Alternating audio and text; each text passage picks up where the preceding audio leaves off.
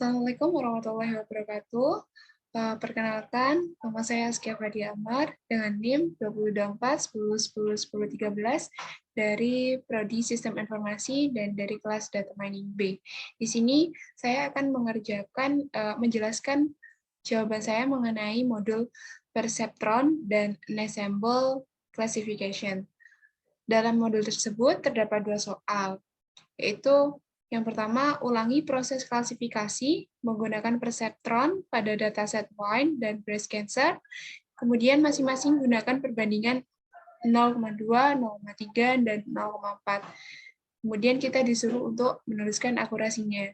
Untuk soal yang kedua, kita disuruh untuk mengulangi proses klasifikasi menggunakan bagging dengan base classifier perceptron pada dataset wine dan breast cancer tadi, dengan menggunakan perbandingan test setnya 0,3. Kemudian masing-masing digunakan perbandingan N estimatornya 100, 200, dan 300. Dan kita disuruh untuk menuliskan akurasi terakhirnya. Untuk mengerjakan soal ini, seperti biasa, kita pertama-tama mengimport beberapa library dari Python, seperti NumPy, Pandas, Sklearn, dan di sini kita tambahkan di standard scaler-nya ada perceptron. Kemudian kita juga menggunakan library bagging classifier untuk mengerjakan soal yang nomor 2. Nah, setelah kita jalankan,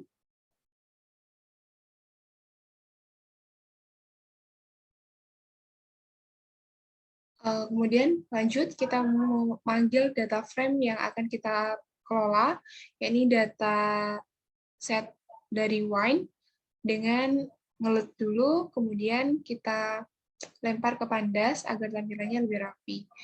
Kemudian untuk menyingkat dari data ini, kita tampilkan 5 data teratasnya saja menggunakan head.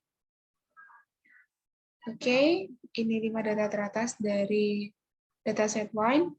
Lanjut, kita membuat beberapa variabel untuk melanjutkan ke tahap perseptronnya. Nah, di sini ada X, variabel X, yang berisi mengenai data dari wine, kemudian Y yang berisi target dari dataset wine ini. Kemudian kita seperti biasa menggunakan membagi dataset dalam dataset tersebut, membagi beberapa data dalam dataset tersebut dengan beberapa variabel yang akan kita kelola nanti, dan kita bagi menjadi targetnya mana, dan data yang akan dikelola sebagai objeknya itu mana, dengan size-nya yang telah ditentukan oleh soal, yaitu 0,2, 0,3, dan 0,4. Di sini 0,2 kita ibaratkan pada train test 1, dan kemudian di 0,3 kita beri angka 2, dan di 0,4 kita beri angka 3. Kalau kita jalankan, lalu kita lanjut melakukan normalisasi data dengan standar scalar. Nah, di standar scalar ini kita membuat variabel SC yang akan memanggil standar scalar-nya. Kemudian kita bisa, dalam modul ini kita menggunakan normalisasi supaya data set yang akan kita kelola nanti itu tidak memiliki penyimpangan yang besar. Mengingat distribusi data nantinya di setiap nilai itu akan dibagi dengan standar defisiensi dari seluruh datasetnya. Jadi kalau ada nilai yang besar, akan mempengaruhi hasil akhirnya, akurasi dari hasil akhirnya itu. Kemudian jika kita review di sini, yang pertama kita mendefinisikan variabel itu sebagai objek untuk proses normalisasinya. Kemudian kita melakukan proses featuring dengan terhadap variabel X-train ini dengan perintah fit transform fit, kemudian kita transform di sini gitu. Dari standard scalar ini datanya telah berubah dari berjangka 0 sampai 1 saja. Kemudian kita lakukan algoritma perseptronnya. Nah, karena perseptron itu bentuk paling sederhana untuk mengklasifikasikan pola khusus, misal pola-pola yang terletak pada sisi berlawanan dari dataset atau yang lainnya.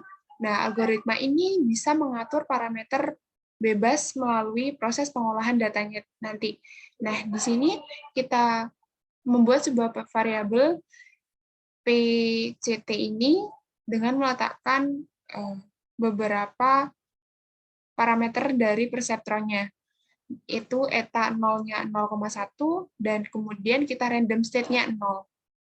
Lanjut, kita melakukan feed data dari dataset wine tadi, dan memerintahkan untuk mengeprint akurasi dari dataset yang telah kita normalisasi tadi, dan memprediksinya terlebih dahulu. Nah, di prediksi ini akan menghasilkan akurasi skornya 0, di sini kita minta 0,2 dan 0,3 dan 0,4. Dengan menampilkannya hanya 2 angka di belakang koma saja. Nah, di sini terlihat akurasi dari 0,2 dari dataset Y-nya itu 1, kemudian 0,3-nya itu akurasinya 0,98, dan 0,4-nya itu akurasinya 1. Lanjut, kita ke dataset yang Cancer. Nah, di dataset Cancer ini langkah-langkahnya sama seperti di dataset Wine itu. Pertama kita ngeload datasetnya terlebih dahulu, kemudian kita membuat data frame dari dataset tersebut, dan kita tampilkan 5 teratas aja. Nah, ini 5 data teratas dari dataset with Cancer. Oke, setelah menemukan data frame-nya, kita membuat variabel lagi dengan variabel X yang merupakan data dari dataset Cancer, dan Y merupakan target yang akan kita kelola nanti. Kemudian masukkannya ke dalam beberapa variabel untuk membaginya. Kita split dataset tersebut untuk kemudian cari akurasinya 0,2, 0,3, dan 0,4-nya. Lalu lanjut kita melakukan standar scalar lagi, dan untuk menormalisasi data, dan kita lakukan pendefinisian dulu dengan variabel SC sebagai objeknya untuk normalisasi.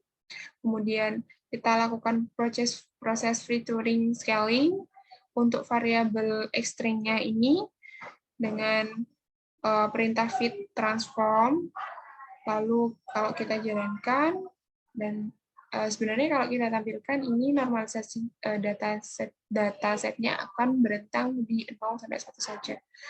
Kalau kita lakukan perception-nya di PCT, itu perception-nya eta 0-nya 0,1 dengan random state 0, kemudian kita fit datanya di X-train dan Y-train 1, kemudian kita lakukan prediksi dengan Y-predict sama dengan PCT dot predict dalam kurung apa yang diprediksi, yaitu objeknya, targetnya, X test 1 STD.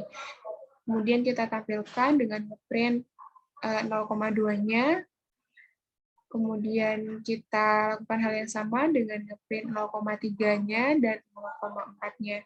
Dan di sini terlihat akurasi dari dataset breast cancer itu 0,2-nya 0,93. Kemudian jika di 0,3 akurasinya 0,97 dan 0,4 akurasinya 0,96. Kemudian dilanjut ke soal kedua, kita melakukan proses bagging. Dengan ulangi proses klasifikasi menggunakan bagging dengan base classifier Perceptron. Nah, kita disuruh menggunakan perbandingan test set-nya 0,3. Oke, di sini pertama kali Mungkin kita akan sedikit mereview apa sih itu pengklasifikasian menggunakan bagging ini. Nah, dia itu merupakan meta estimator ensemble yang cocok dengan mengklasifikasikan dasar-dasar dari dataset. Nah, masing-masing dari subset yang acak tadi dari dataset itu akan digabungkan dengan prediksi individu mereka untuk membentuk dari prediksi akhir dan menghasilkan akurasi dari akhir dataset tersebut. Nah, meta estimator itu biasanya dapat digunakan sebagai cara untuk mengurangi varians dari estimator kotak hitamnya. Misal kayak pohon keputusan gitu. Jadi kita bisa memasukkan pengacakan ke dalam prosedur konstruksinya dan kemudian membuat ensemble dari dataset tersebut. Nah, proses bagging ini nantinya bisa mengurangi overfitting dengan rata-rata atau voting. Namun, bisa juga menyebabkan peningkatan bias dari data yang dikompensasi tadi, yang diproses untuk diperkecil tadi, dengan karena dia melakukan pengurangan dari varian itu. Nah, cara kerja bagging ini, dataset pelatihan imaginernya ditunjukkan dibuat menjadi sampel ulang dataset yang asli dari penggantian tersebut dengan beberapa instan atau data yang mungkin sementara itu tidak bisa disertakan dalam datasetnya.